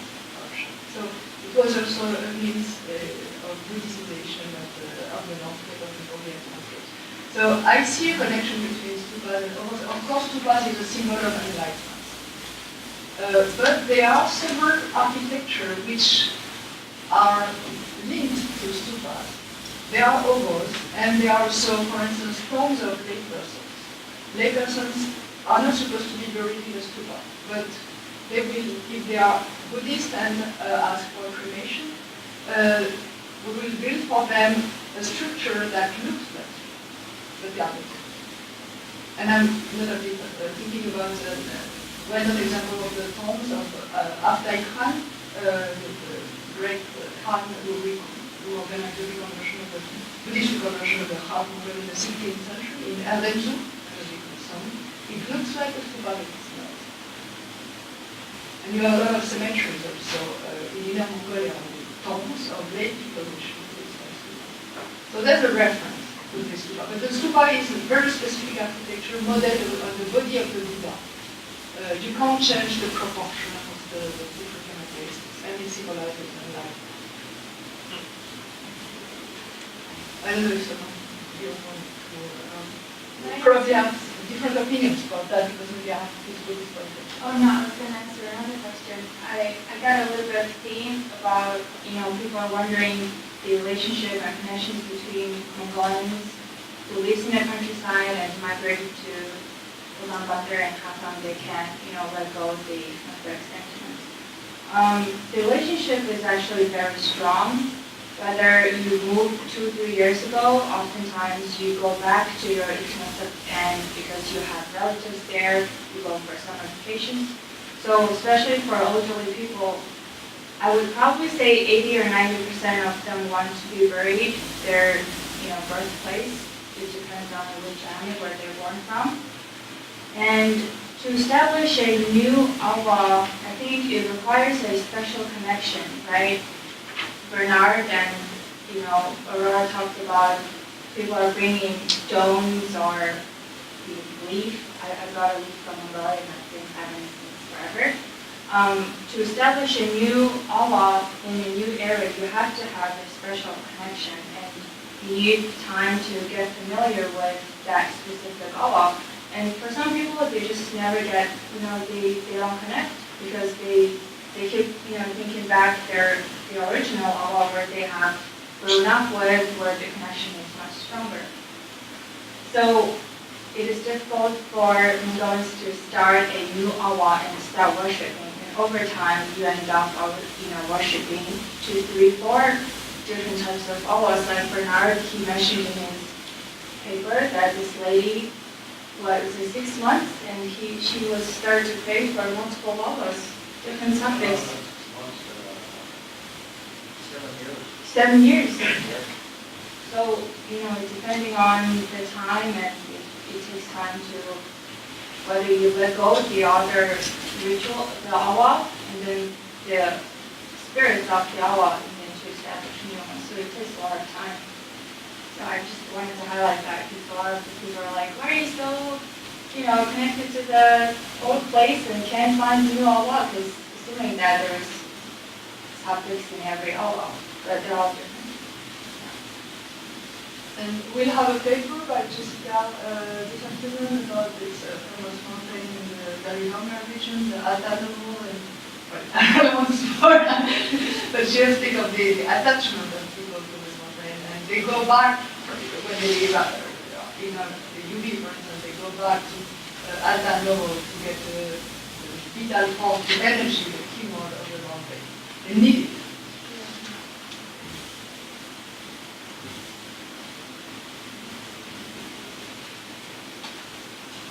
Any questions?